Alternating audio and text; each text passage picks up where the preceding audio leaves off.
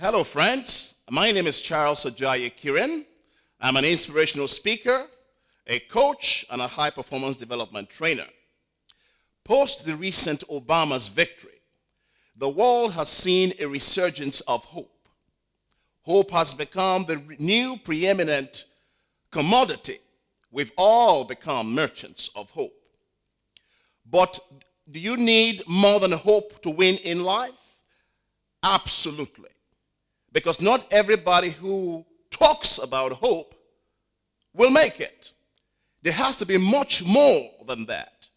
If you observe the campaign that Obama ran, besides his obvious good looks, besides his oratorical eloquence, he also had deep knowledge base, deep content.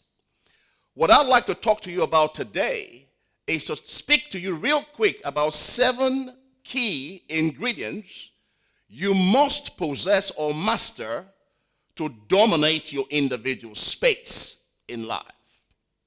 Number 1 has to do with your desire. You must have burning desire, or what I call identifying your core desire. What is it that you really want so badly in life that you cannot sleep at night? That your palms are sweaty and your heart's thumping, your mouth's dry, because you want it so bad. What is it that you're really after? You will have to identify your core desire. Okay, that's number 1. Number 1 is to develop the attitude of champions. You see, champions maintain a consistently positive attitude. Without the right attitude in life, it is very, very difficult for you to win. This regards to, of course, attitude to service, attitude to your colleagues, attitude to work. This is attitude to your family, attitude to your children. You must possess the attitude of champions. It has been said, of course, that your attitude in life will dictate your altitude in life. So your attitude will dictate how high you rise in life. So a winning attitude is critical to your success. The third thing, of course, I'd like to talk about, of course, is to build a foundation or a substratum of belief. Without belief, nothing can be achieved. You must have faith to act on the thing that you say you believe.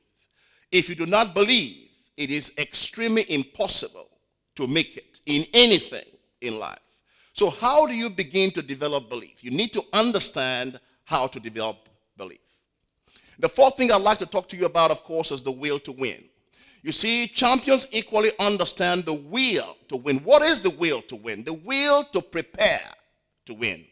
You see, will talks about the intestinal fortitude, the strength of character, the dogged perseverance to see through whatever it is your mission is.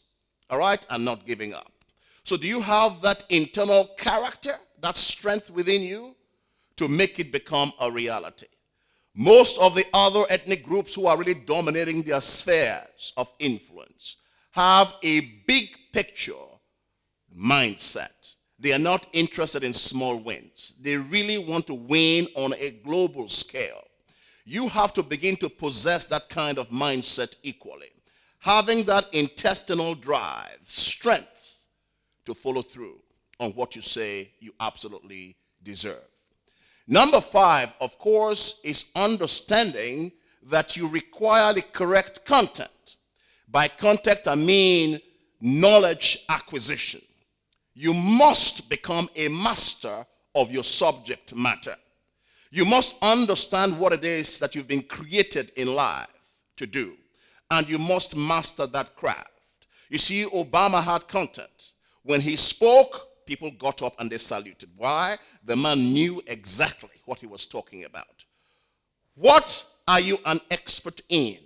What thing have you dominated or have you become so good at that people hear you speak, all eyes are fixed on you? People see you perform, all eyes are fixed on you. You must develop content or acquire knowledge. This is the age of the information and knowledge. This is the age of mind power. All right? So you must begin to understand what is it that you can begin to master as quickly as possible. Number 6, of course, is correct execution. You know, it has been said that quality is never accidental. It is the product of high intention, delivered always with sincerity of effort, intelligence of direction, and with skillful execution. So you must understand what it takes to deliver at a superior level for you to be taken seriously. I'm talking here essentially about diligence. You see, when people think diligence, they tend to think about hard work, they tend to think about excellence, and they're not too far off the mark. But diligence, it's a lot more than that.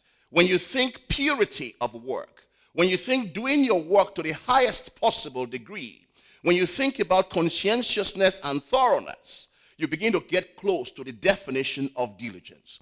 And whenever you see a person who is doing the diligent work, that person is never alone. That person is usually in the company of kings or important people. That is the power of diligence. The 7th thing I'd like to talk to you about real quick, of course, which you hardly hear about, is how you manage adversity. You see, in life, if you are going to be great in life, you must come across that huge mountain titled or called adversity. Adversity, catastrophe, trials, or whatever it is that you want to call it, are not contradistinct to your restoration or to your success in life. Neither are they antithetical to taking you to your mountaintop. You see, they are absolutely prerequisites to taking you to your place of power. So every great person has understood the power of going or managing or getting through adversity. And you'll have to do exactly the same thing. You see, in the Middle Ages, the alchemists, they used a crucible to melt metals, to extract gold. A crucible is where you are going to be broken, called a crucible of adversity. Every major leader in life has had to go through the crucible of adversity in order for their 24-karat gold character to emerge. And you'll have to do the same thing. Mandela was made in the prison cells. It was in the prison cells he discovered that he was not as great as he thought he was. It was in the prison cells that he was exposed to his own personal deception. It was in the prison cells that he was able to have a strategy of how he was going to rule. It was coming out of the prison cells that made him introduce him to himself and determine his purpose in life, and his life's mission was unveiled to him. You too are going to have to go through the same thing. When adversity comes, there's always an opposite or equal positives to that adversity.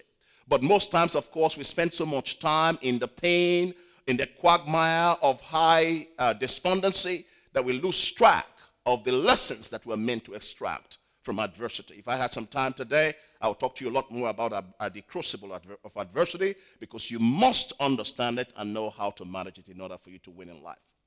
Ladies and gentlemen, I look forward to seeing you on the 20th of June, where we are going to be talking about high-impact strategies of how you win in life, how you rule in life, how you take control in life, and how you ensure that the world calls you a success. It was Mary Ann Radmacher that said that they told me that the jump is too high, that it is too difficult, that I cannot make it. But because of all that I may become, I'm going to shut my eyes and I'm going to make that leap. The great Dr. Martin Luther King once said, if you've been called upon to be a street sweeper, he said you must begin to sweep streets, even as Beethoven played music, even as Shakespeare wrote poetry, and even as Michelangelo painted. He said you must begin to sweep streets so great that all the hosts of heaven will rise up and declare, here lives a street sweeper who did his job well. Dare to become a street sweeper in your chosen field of endeavor.